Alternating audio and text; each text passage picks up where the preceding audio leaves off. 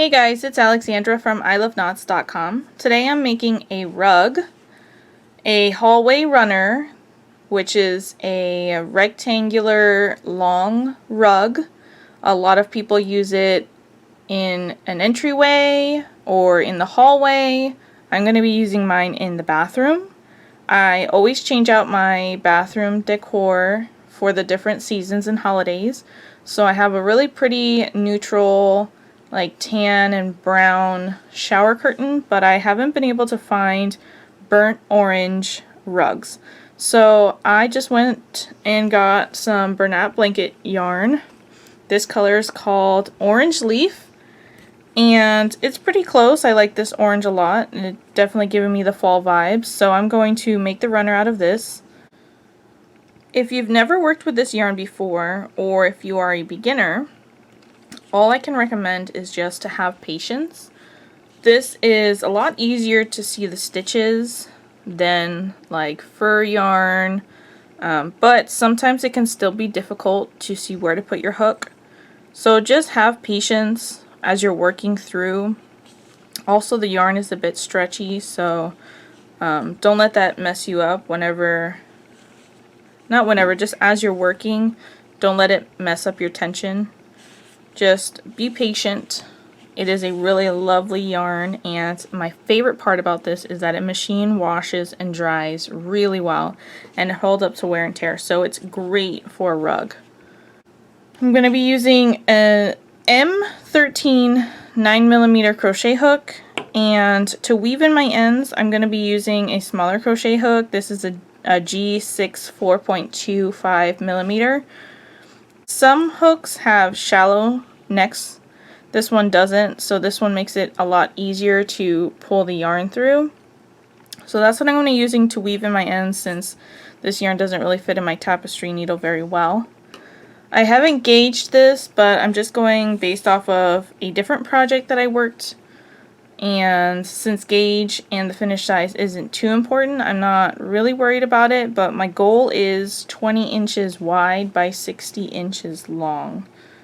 So we'll see how it goes. After I do a couple rows, then I'll measure and see how close I am to what I'm doing. I'm going to start by making a slip knot first. I have the tail end from my ball over my fingers here. Going to wrap the yarn around my index finger 2 times and hold it with my thumb and my middle finger. Take the loop on the left up over the other loop, but not off my finger. Then I'm going to take the loop that's now on the left, pull it up over the other loop and off my finger. Then I take my crochet hook and insert into that loop that my finger's in. I will hold the working yarn with my right hand, and the tail end I will pull it with my left hand. Well, usually it works exactly how it's supposed to, but anyways, then you just pull it to tighten up to normal tension. I think it's because it's the weird plushy yarn that it's not as smooth, but that's okay. So I'm gonna just show a couple rows and then I'll come back at the end, because 60 inches is I have written 108 rows is what I'm guessing. I'm going to start with a chain 42. To chain, going to yarn over my hook and pull through the loop. Yarn over and pull through. I want a total of 42 chains.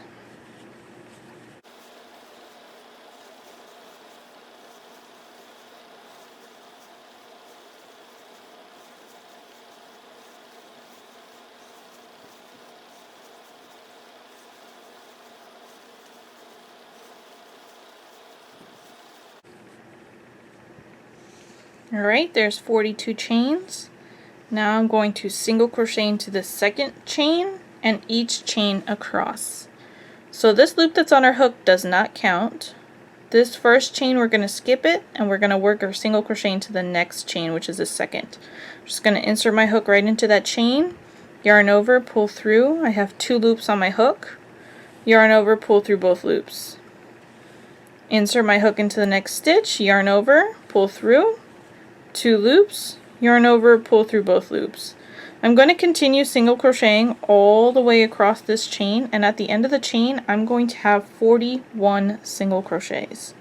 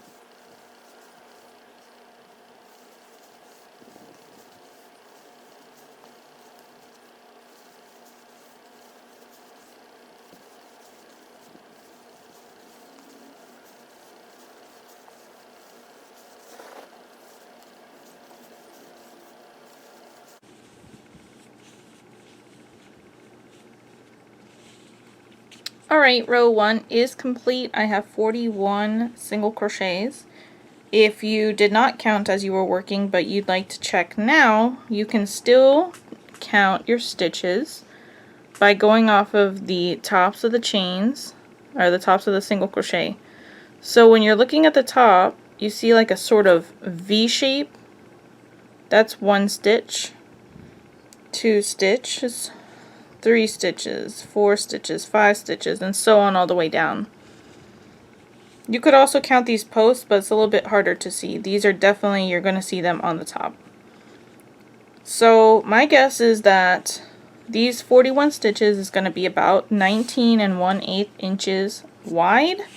I'm going to work about 5 rows, and then I'll measure my width just to see how close I am to that. The size does not really matter, it's not essential, but I want my rug to be about 20 inches wide, so after I work this and I put the border on the outside, it should be around 20 inches. So I'm going to go ahead and check that. After like 4 or 5 rows, I'll check my width. Let's start row 2. Row 2 and each remaining row after is worked exactly the same. Chain 1 and turn. Single crochet into the first single crochet. Insert my hook right into that stitch underneath both loops of that top V. Yarn over, pull through 2 loops, yarn over, pull through both loops. So single crochet into the first stitch and then single crochet into each stitch across. I'll show one more time. Insert into the next stitch right under both loops of that top V. Yarn over, pull through, yarn over, pull through both loops. At the end of this row and each remaining row, you're going to have 41 single crochets.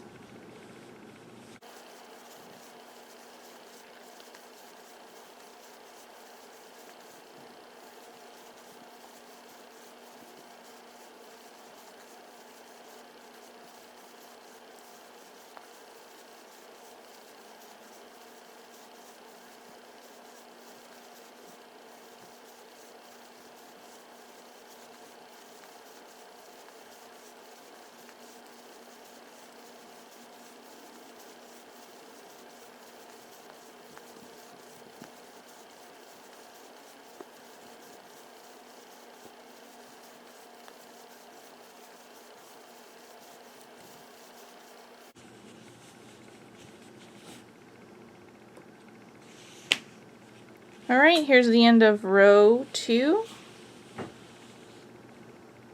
I'm going to work 5 rows in total, then I'll measure my width to see where I am. Alright, so I have 5 rows done. I'm going to stop here and check my width to see if it's on the right track. So I'm going to grab my soft tape measure and I'm going to put it, I'm measuring closer to the top because that's the most accurate measurement. I'm going to just go from one side here, measure all the way across.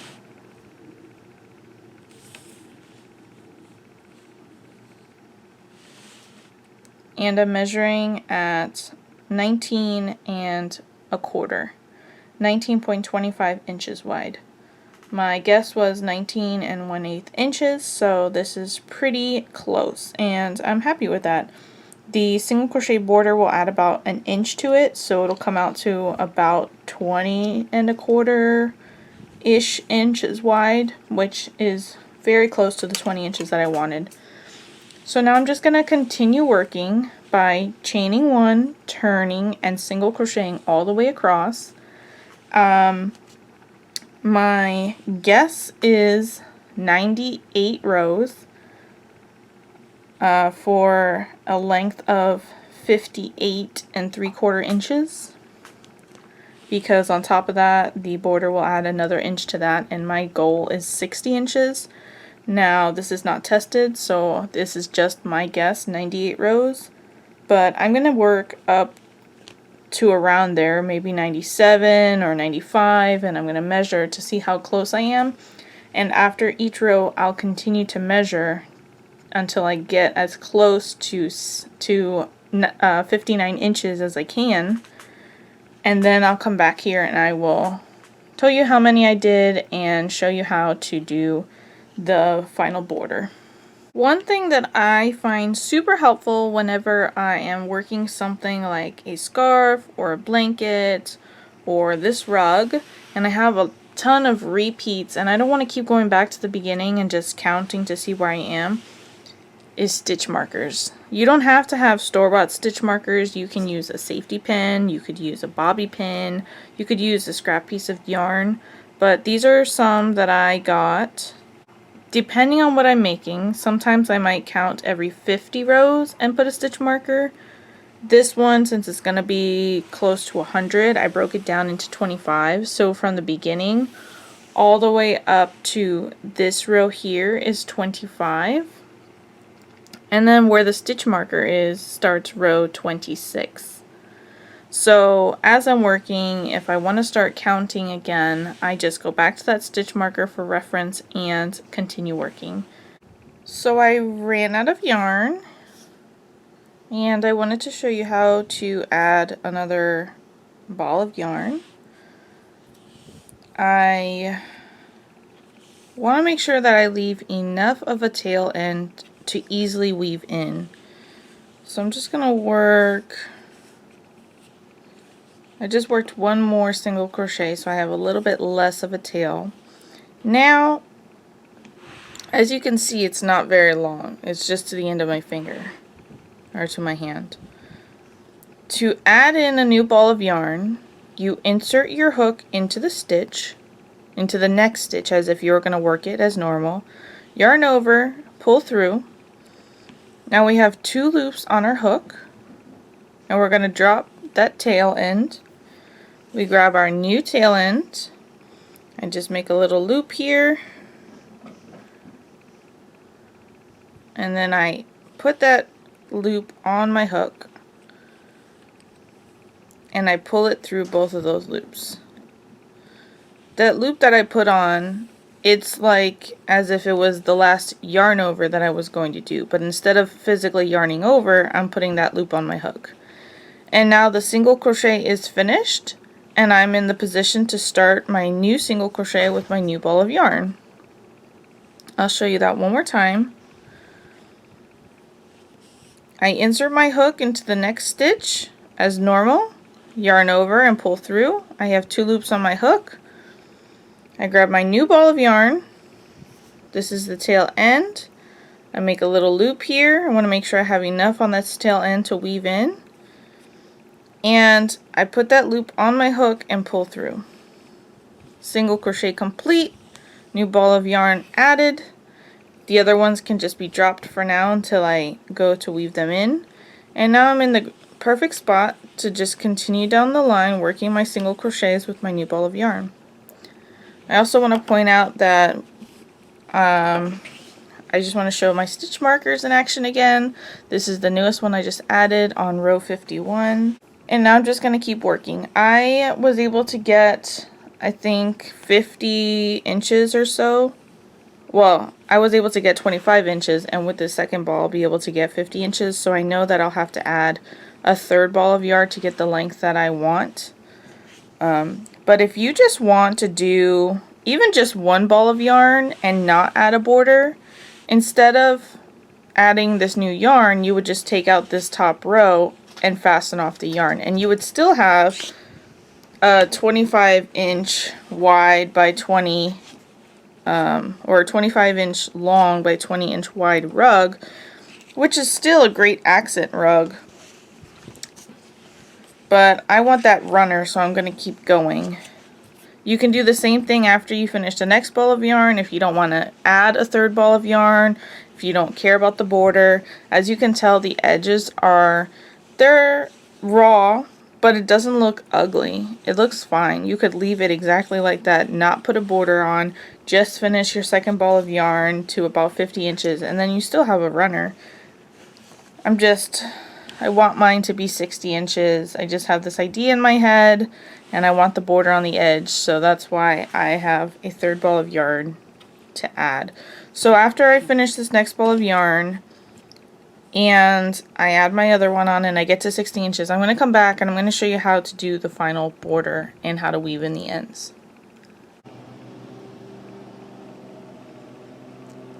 Hey guys, I finished working my second ball of yarn and I went digging through my stash thinking I had a third ball of this orange, which I didn't.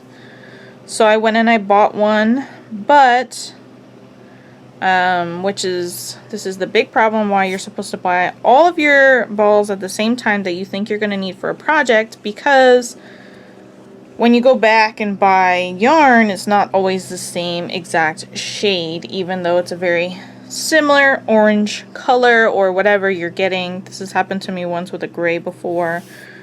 In person, the shade difference is barely noticeable, but here on the camera you can see it starts right here. And I did 4 rows just to see how I would feel about it. I took it outside, I took pictures of it, I just looked at it in different lighting. The biggest thing that's bothering me is not... I could live with the shade difference because, like I said, in person you can't really see it. But the texture of this ball of yarn, this third ball that I bought, is different than the texture of the other yarns. It just looks like it's a rough ball of yarn. It's had a rough life. You can see here, this is how normal yarn is. This Bernat Blanket Yarn, it's plushy all the way around. This one is the third one that I bought, and it's flat. This one is like, I don't know where the dimension went or why it's not fluffed up, but you can see that line right down the center. That is not noticeable in every other ball. I've never experienced this before with Bernat Blanket Yarn. But you can see that in this other one, you can turn it all the way around and you don't see that seam. Whereas with this one, it's flat on this top and on the bottom, and you can see the seam. So that is creating a different texture in the fabric, and that is what's catching my eye, not the color difference, because the color difference is pretty much only something you can see on camera, which is why I said I took pictures of it just to see how it would look.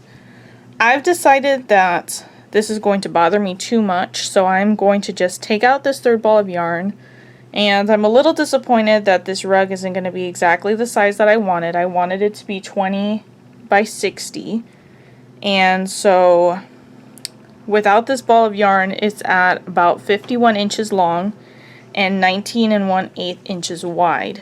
And so what I was going to do is add on the extra length here and then use this extra skein, this extra ball of yarn, to do the border, which adds 1 inch. Without this extra ball, I will not have enough yarn to do a border, so my finished rug is going to stay at 19 1/8 inches wide by 51 inches long. But I am going to include the instructions to make it the full size that I wanted it to be, in case that's what you wanted. So if you want it to be 60 inches in length, then you're going to want to work a total of 113 rows from the beginning. 113 rows is going to give you about 59 3/8 inches long. and then you'll get that extra height in the border that you're going to add. So I'm going to go ahead and take out this the yarn from the third ball. I'm going to take that out, and then I'm going to lay this on my floor and make sure that I'm okay with it before I finish it off. I'm going to come back on camera. I'm going to have a small sample, and I will show you how to work the border, because I won't be able to work it into this, but I will show you on a small sample how to work the border into the edges evenly. That's mostly where all the confusion lies, not in the top or the bottom. So let me go ahead and get settled, and I will come back and show you that border. So I just worked a little sample here. It's 6 rows tall and 8 stitches wide. It's single crochet, so it's the same exact stitch pattern as the runner. And I just wanted to show you how to work the border around it. So if you have done the whole entire runner as I suggested, which was 41 single crochets by 113 rows, then your piece will be looking this way, because 113 rows is the right side. So you would have just finished working over here, and your beginning tail will be down here on the bottom left side. So because the fabric has been turned after each row and there's no image on the front, it doesn't matter which side is the right side or which side is the wrong side, because they both look the same. To start the border, you're just going to chain 1 and turn. You're going to work across the top just as you would if you were working a new row. So just single crochet into each single crochet across. In the case of the runner, you'll have 41 single crochets across.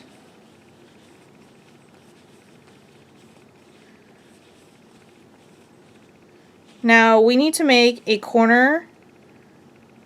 In the corner, we need to increase it because we want it to continue to lay flat.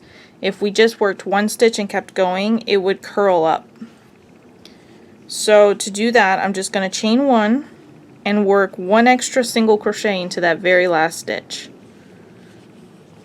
So my corner has single crochet, chain 1, single crochet into the same stitch.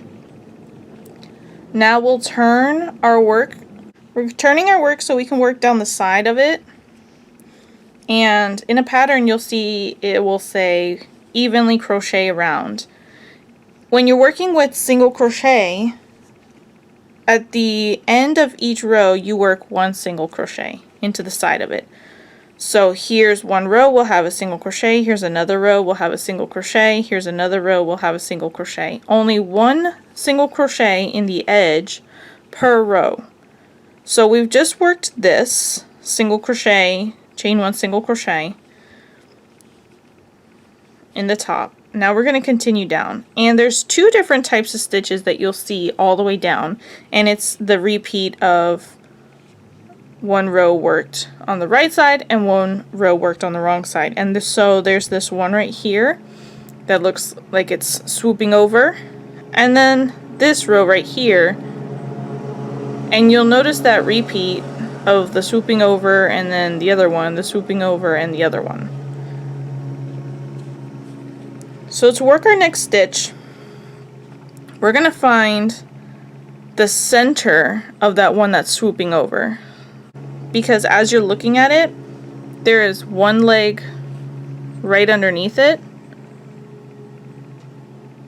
And then there's that part that's swooping over. You want to insert your hook in between that stitch, and as you do that you're going to pick up 2 stitches on the side. So you'll insert your hook right in between, pick up both loops, yarn over, and complete the single crochet. The next one is much easier. It's just the next hole that you see there. Insert your hook. It's only 1 loop. Yarn over, complete the single crochet. So we'll do that one more time. The next one looks like it's swooping over. You want to insert your hook in between the stitch, not into that hole down here, not in the hole in between the stitches. You want to insert into that last stitch in between those stitches, picking up 2 loops on your hook. And then the next one is the hole. And then I'm inserting here in between the stitches. And you'll continue working that way all the way down. If you've worked the runner completely, you will have 112 single crochets on the side, not including your corner. And we've come to another corner here, so we will work the same way, single crochet into that stitch, chain 1, single crochet into the very same stitch. Then we turn our work. And now we have the opposite side of the foundation chain in front of us. So this is where you did your initial chain and you worked upward.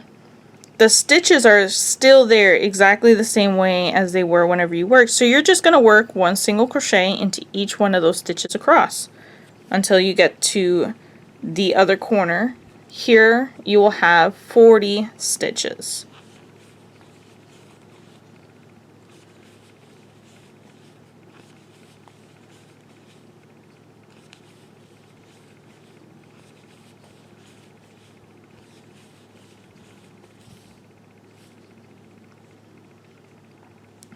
Once you've worked all the way across your piece and you have the corner, then 40 stitches, you're going to work another corner by working a single crochet, chain 1, single crochet,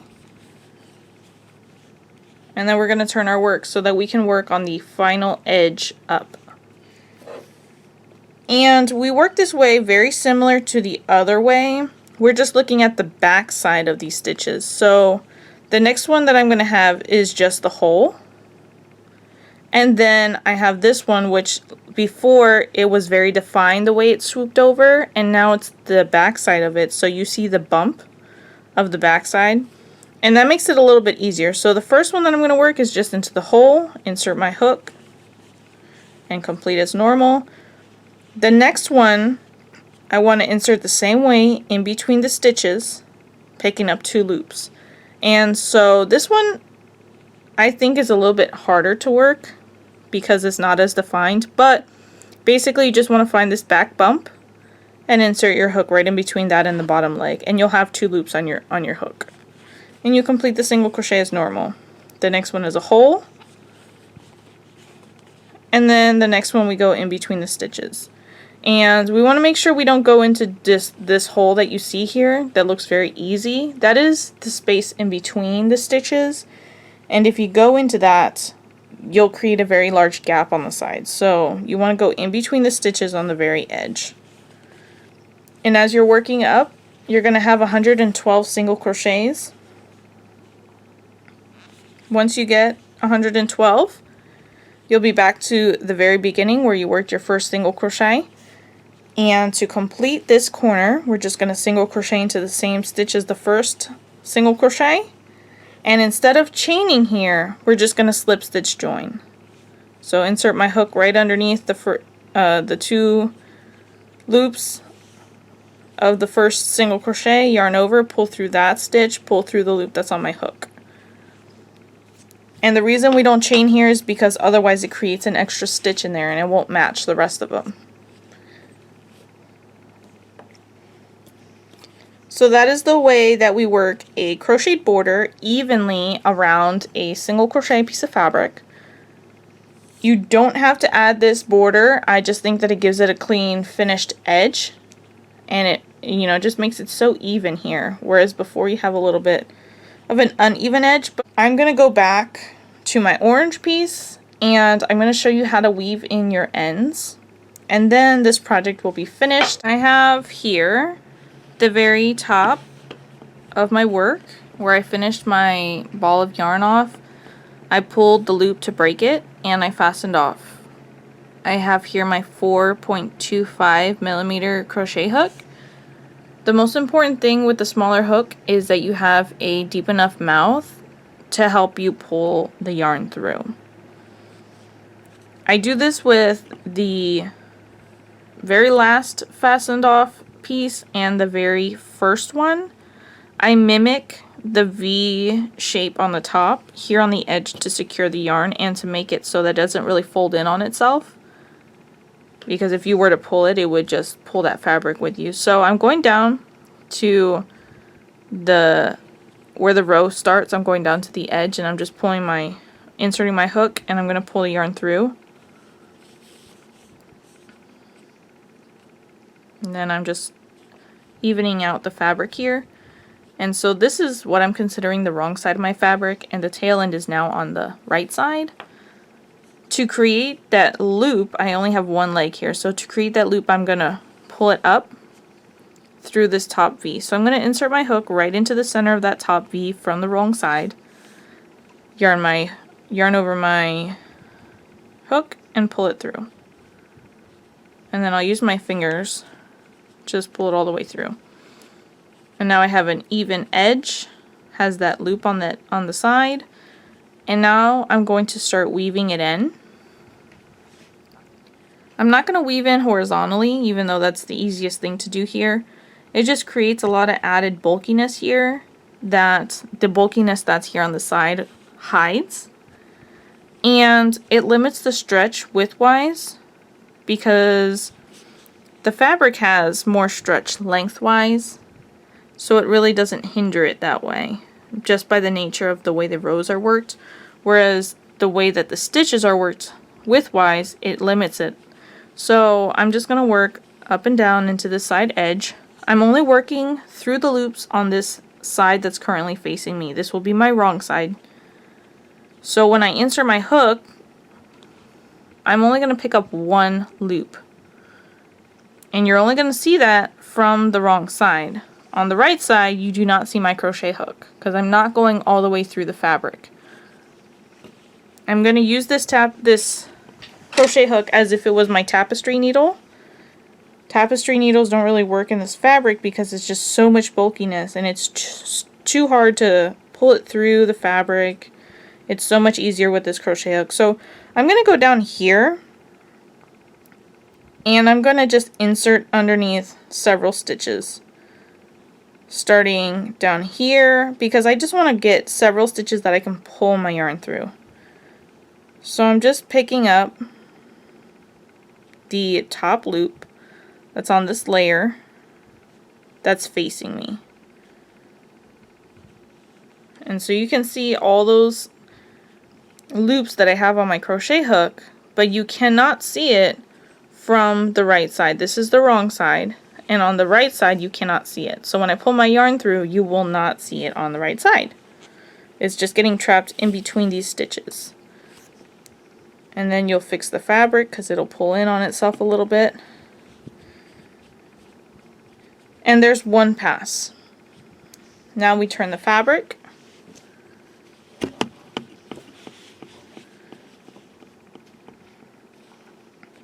We go down to a stitch or two below where we're coming out from.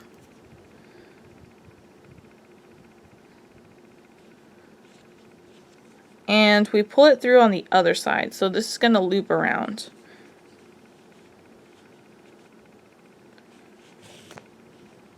And now our tail end is secure around this loop. And now we can return pass and it won't pull any of that yarn out that we just put in there. And we do the same exact thing. We just insert our hook under several stitches, working just on this layer that's closest to us. We yarn over and we pull it through. And I hold it with my thumb, the actual loop from the very beginning, so it doesn't pull in too tight. And then I release it and then I just tug on it a little bit. And now we have two passes. If you're comfortable with your yarn at this point, you think it caught really well, go ahead and fasten off. I always feel 3 passes is the best because it zigzags so much that it's not going to come out. So I'm going to work one more pass. And I'm doing it the same exact way. I'm just going to find a stitch that's nearby. And I will pull the yarn around it.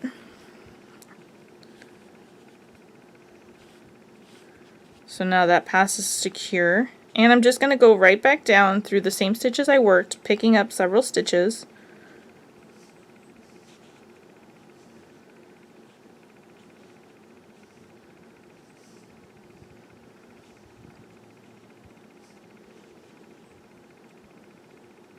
Working just from this top layer. Here's the loop where it starts. I hold it with my thumb, yarn over, pull through all those loops.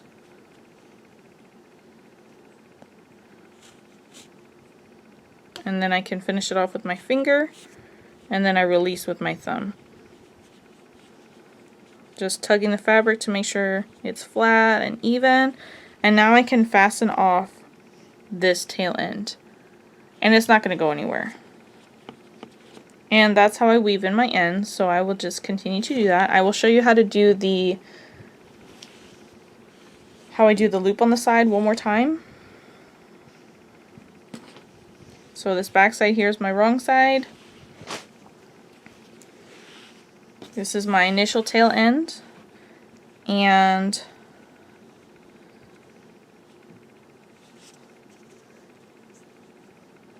I insert my hook from the right side into the edge of that row, the bottom edge of that row. Pull my tail end through. I'm going to complete the loop. I have the first leg right here. It's hard to see, but there is one leg right here from where I just brought it down. I'm going to complete it by bringing this bottom yarn around, and I'm going to insert my hook into that top loop, into the center of that top loop, and I'll bring my yarn through. It's a little bit harder because I'm trying to do it upside down.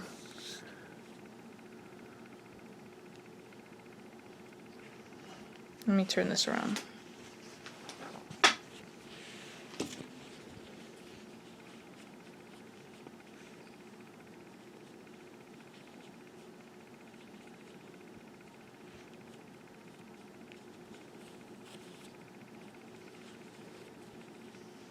So here's my top edge, and I want to create the same loop mimic on the side. So I'm going to insert my hook from the right side into the side edge at the bottom of the row and pull my yarn through.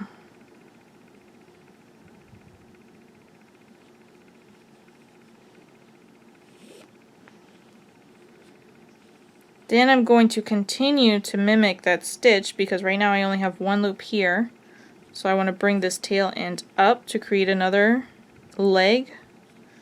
So I'm going to insert my hook right into the center of the top stitch and pull the yarn through. And it's a little bit hard to see in the fuzzy yarn, but there is like a V-shaped loop on the side. And the fabric's now not going to fold in on itself. And I'm just going to weave it in exactly like I did before. I'm going to pick up several stitches just on this top layer.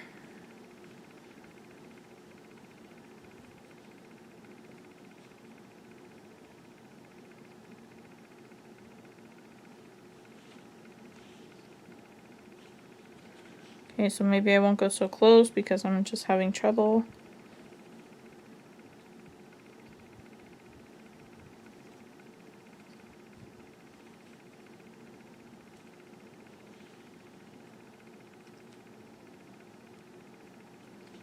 There we go, just on that top layer. Yarn over my hook and pull it through. Now I fix the fabric so that it's still even. Turn it around.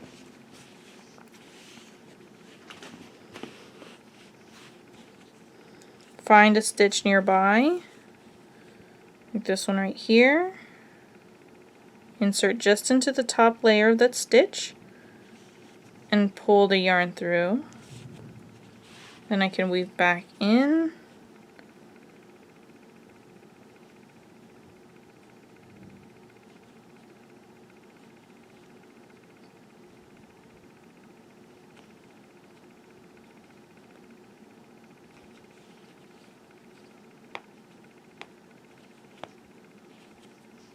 Sometimes it's hard to work through a bunch of stitches, so sometimes I just go halfway, work these, and then I go back and work through a couple more so that I can come all the way down. Because sometimes the crochet hook gets stuck in stitches in between all of it. That's my second pass. I'm just going to work one more.